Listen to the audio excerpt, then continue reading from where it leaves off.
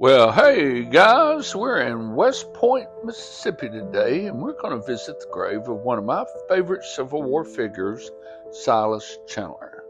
In January of 1837, Silas Chandler was born on the Chandler family plantation in Virginia. When Silas was about 2, the Chandler family moved everyone to Palo Alto, Mississippi, just outside of West Point.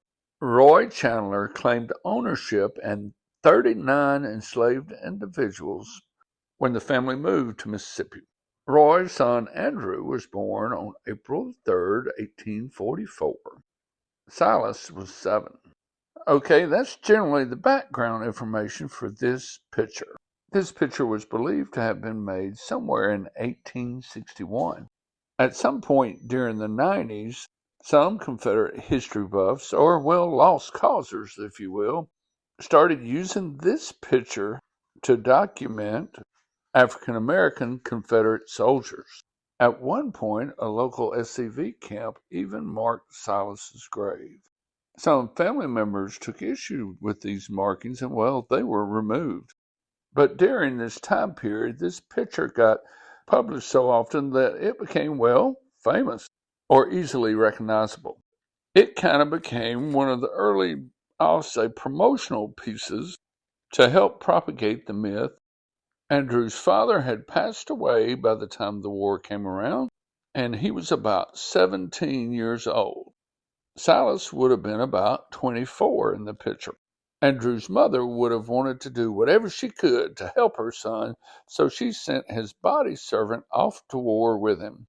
Andrew was a member of Company F of the 44th Mississippi Infantry. Honestly, I'm a little more comfortable saying Silas served Andrew rather than served the Confederacy. If you noticed in the picture, these guys are seated side by side. Now, we might not think much of that today, but in 1861, that would have denoted a pretty close relationship. These guys did grow up together and had spent all kinds of time together and probably really did care for each other. Now, Andrew was captured at the Battle of Shiloh, and Silas claims to have seen General Albert Sidney Johnston help from his horse there. The 44th was in the same general area of the battlefield as General Johnston, so it could have happened. At some point, Andrew expressed concern that Silas might be freed if he were captured as well. Andrew was sent to a prisoner of war camp in Ohio, and Silas made a couple trips between Palo Alto or West Point, Mississippi, and that prisoner of war camp.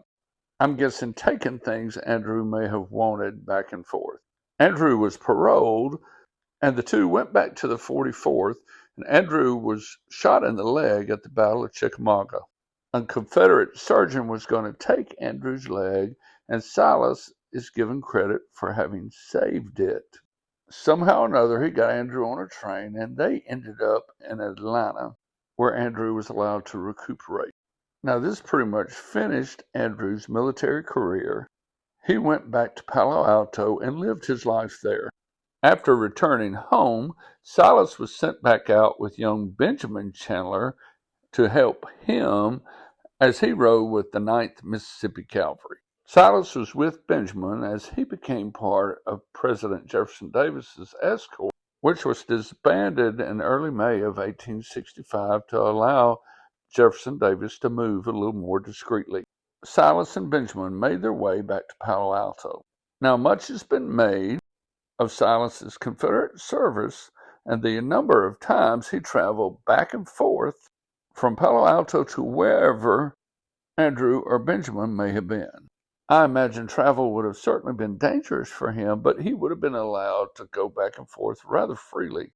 I've heard some use Silas's travel and the fact that he kept coming back to Palo Alto as a sort of proof that he was indeed a Confederate. But for me, I need to look no further than Silas's Mississippi Confederate pension application. On it, Silas is clearly labeled as a servant. It seems that perhaps Silas, and most certainly the state of Mississippi, thought of him in that way.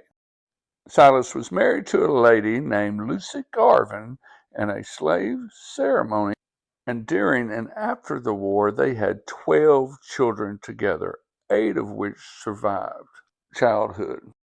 I would think that would be a pretty good reason that would keep Silas coming back home to Palo Alto over and over again. Silas and Lucy moved to West Point after the war, and he and his boys built several buildings in and around town, some of which you can still see today, particularly Mount Hermon Missionary Baptist Church.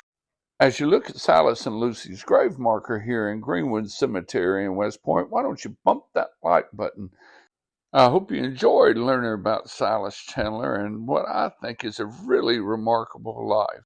And yes, Silas and Andrew Chandler maintained a relationship for all their lives, but I just can't describe Silas's service to Andrew during the war as that of a Confederate soldier. Nonetheless, I hope you've learned something today. Thank you.